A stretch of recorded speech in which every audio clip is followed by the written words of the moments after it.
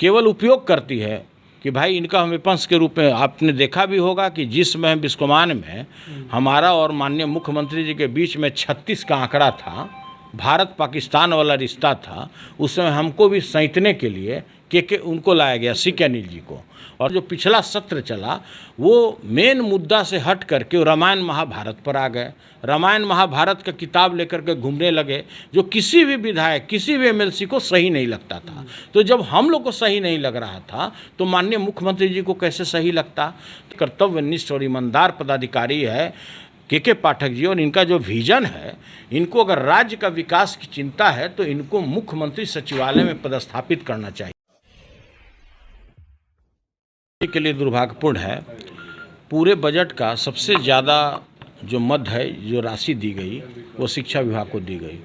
तो कहीं ना कहीं माननीय मुख्यमंत्री जी का यह विजन रहा होगा, सोच रहा होगा कि शिक्षा विभाग में हमको गुणात्मक सुधार लाना है। जो अभी तक जो कार्य हो रहा है, पोशाक योजना हो, साइकिल योजना हो, इससे भी आगे हट करके आपने ये भी देखा होगा कि बहुत सारे जो जर्जर बिल्डिंग हैं उसमें भी काफ़ी गुणात्मक सुधार लाया गया, लेकिन अभी भी कहीं ना कहीं उसमें ज़रूरत था सुधार का। तो इसलिए के पाठक जी को प्रधान सचिव बनाया गया। और के पाठक जी के बारे में सभी लोग जानते हैं कि उनके कार्य करने का जो तरीका होता है वो काफ़ी अनुशासन प्रिय व्यक्ति हैं, कर्तव्यनिष्ठ पदाधिकारी हैं, ईमानदार हैं। और हम लोग तो काफ़ी नज़दीक से उनको जानते हैं। जिस समय सहकारिता विभाग में वो बिहार स्टेट कोऑपरेटिव बैंक के एमडी रहे, उस समय बैंक जो है सेक्शन 11 में जा चुका था, बैंक बंद के कगार पर था। जो बिहार में 22 सेंट्रल कोऑपरेटिव बैंक है वो बंद के कगार पर था। अगर के पाठक नहीं होते तो शायद आज वो बैंक रिवाइव नहीं होता, और बैंक रिवाइव ही नहीं हुआ, आज वो प्रॉफिट में है। तो इसका 100% अगर एक व्यक्ति को श्रेय जाता है तो वो के पाठक जी को जाता है। के पाठक चाहे जिस विभाग में गए हों, एक बार की अगर बात छोड़ दीजिए, पहली बार जब बिहार में प्रोविज़न लागू हुआ, नशाबंदी कानून लाया गया, उस समय इनको उसका विभाग का प्रधान सचिव बनाया गया। लेकिन एक ऐसे व्यक्ति के हाथ में गिरबान डाल दिए कि उनको बहुत बेआबरू होकर उस पद से हटना पड़ा। उस जिला के जो मुखिया थे उनको कहीं नागवार गुजरा होगा कि भाई आप कैसे ही कर दिए।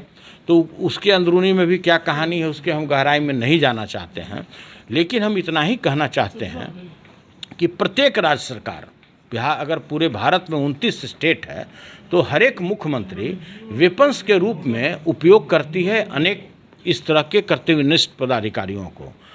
केवल उपयोग करती है कि भाई इनका हम विपक्ष के रूप में। आपने देखा भी होगा कि जिस समय बिस्कोमान में हमारा और माननीय मुख्यमंत्री जी के बीच में 36 का आंकड़ा था, भारत पाकिस्तान वाला रिश्ता था, उस समय हमको भी सैंतने के लिए के उनको लाया गया, सीके अनिल जी को। और सीके अनिल जी को जब ऐसा महसूस हुआ कि राज्य सरकार हमको विपक्ष के रूप में गलत तरीके से उपयोग कर रही है, तो हमारे वो जिगरी दोस्त हो गए।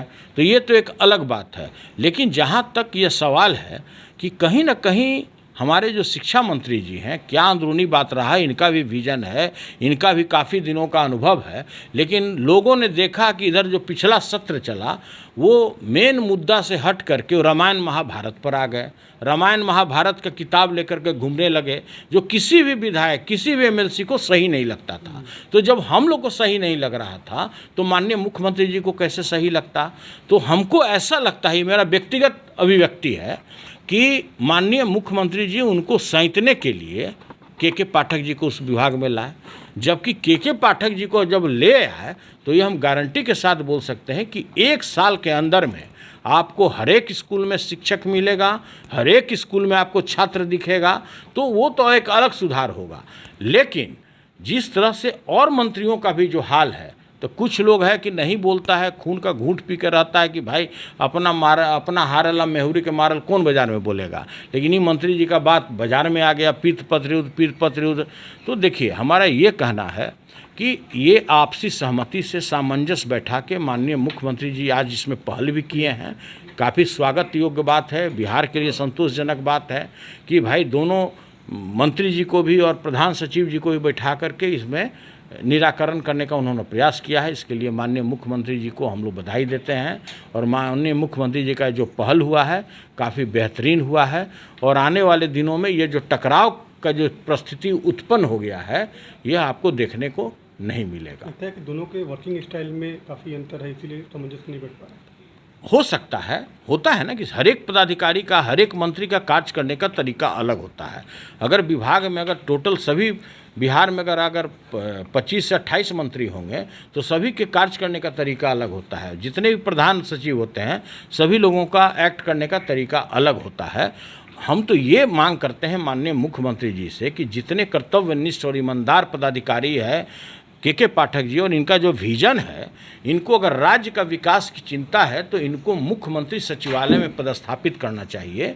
और मुख्यमंत्री अगर सचिवालय में अगर आप के पाठक जैसे ईमानदार पदाधिकारी को अगर आप पदस्थापित करिएगा तो प्रत्येक विभाग, अभी तो मात्र शिक्षा विभाग में सुधार लाएंगे ना, उसमें प्रत्येक जितने भी बिहार में आपके विभाग हैं सभी में गुणात्मक सुधार होगा, अनुशासन आएगा, आपको कर्तव्य, वहाँ का कर्तव्य जो भी काम होगा वो आपको नियमित आपको दिखेगा, हर एक काम धरातल पर दिखेगा, तो आपको अनेक प्रकार का जो कार्य है उनके लाने से ही आपका हल हो जाएगा। जानकारी मिली है कि शिक्षा मंत्री ने इस्तीफा दे दिया।